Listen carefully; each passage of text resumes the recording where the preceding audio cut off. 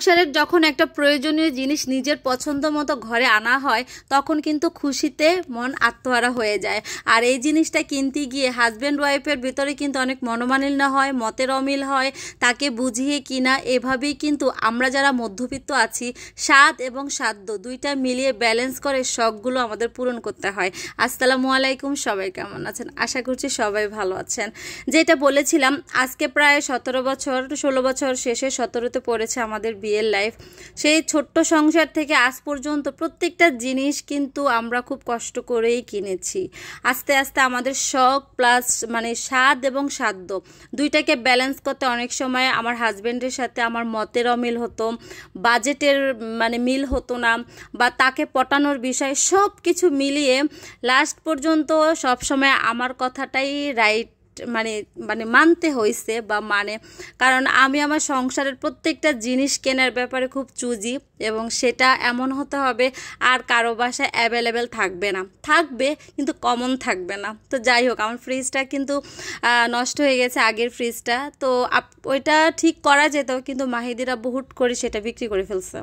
তো যেহেতু আমার আল্লাহ এখন থাকার মতো একটা জায়গা দিয়েছে ঢাকা শহরে, তা আমি সব সময় চাই আমি এখন বাসায় যে জিনিসটাই আনবো একটু কষ্ট হলেও ভালো দেখে আনবো, যেটা পরবর্তীতে আর চেঞ্জ করা না লাগে। তো সেক্ষেত্রে আমার হাজব্যান্ড প্রথমে একটা ফ্রিজ এনেছিল, আমার একদম পছন্দ হয় নাই। এরপরে হচ্ছে আমার পছন্দ মতো লাস্টে এটা আনা হলো। আমার ফ্রিজটা এত এত এত পছন্দ হয়েছে যে ফ্রিজটা পেয়ে খুশিতে আমি জাস্ট আমার আম্মুকে ফোন দিতেছি, খুব খুব পছন্দ হয়েছে। তো যাই হোক, আসলে অনেকে বলবেন ফ্রিজ কিনেছে এটা আহামরি কি আছে, কি একটা আমাদের মেয়েরা ঘরে যদি একটা চামচও জোড়ায় সেটাও আমাদের কাছে অনেক আনন্দের। তো এখানে হচ্ছে প্রথমবার যে ফ্রিজটা আনা হয়েছিল সেটা তো ফেরত দেওয়া হয়েছে, পছন্দ হয় না। এদিকে এবার হচ্ছে দোকানের একদম ম্যানেজার সবাই এসে আমাকে বুঝিয়ে দিয়ে যাচ্ছে যে ম্যাডাম এটা এভাবে আর কিন্তু চেঞ্জ হবে না।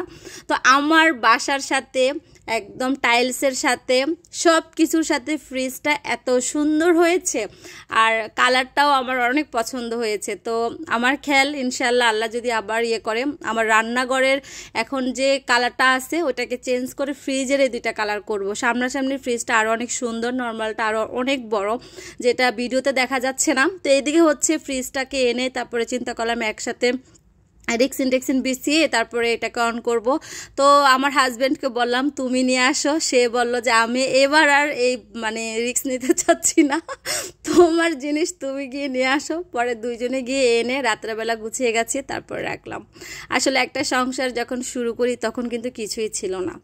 সেই সংসার থেকে আস্তে আস্তে আস্তে আস্তে অনেক কষ্ট করে কিন্তু একটা জিনিস করা হয়।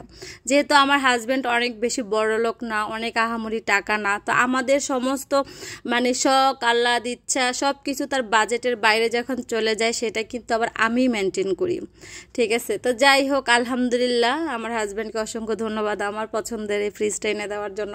কারণ তার আগের ফ্রিজটা আমার একদম পছন্দ ছিল না, আমার খুব মন খারাপ ছিল যে ফ্রিজটা নষ্ট হয়ে গেছিলো। তো তখন আমার আম্মু হচ্ছে অনেক বুঝে যে থাক কি করবি এখন, যেহেতু তোর হাজব্যান্ডের টাকা সাখাওয়াতের টাকা পয়সার সমস্যা, কারণ তখন আমাদের দুইটা ফ্ল্যাটের টাকা একসাথে দিতে হচ্ছিল, কারণ সে যেহেতু একটা ছোটোখাটো ব্যবসা করে।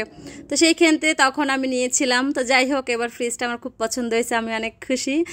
আর অবশ্যই দুজনে মিলেঝিলেই কিনেছি, দুজনের সাধ্য অনুযায়ী, যেহেতু জানেন স্যামসাং ফ্রিজ একটু এক্সপেন্সিভ হয়ে যায়। তো যাই হোক, অনেক কথাই আজকে বললাম, আসলে খুশিতে অনেক কথা বলে ফেলছি।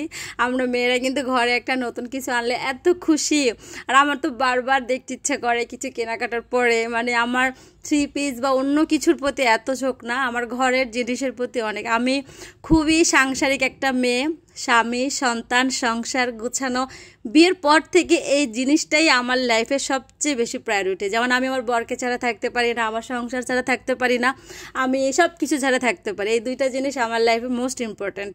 তো যাই হোক, আপনাদের সাথে কথা বলতে বলতে এই ভিডিওটা যেহেতু আরও অনেক দিন আগেরই ছিল, তো সেই দিন ছিল মেবি মঙ্গল বুধবার হতে পারে। তো এখানে হচ্ছে বাচ্চার জন্য একটু যে ফুলকপি ফ্রাই করে দিলাম, এটা তো অনেক মজা। আর এদিকে হচ্ছে ফুলকপি দিয়ে রুই মাছ দিয়ে রান্না করব, তারপরে বাঁধাকপি ভাজি।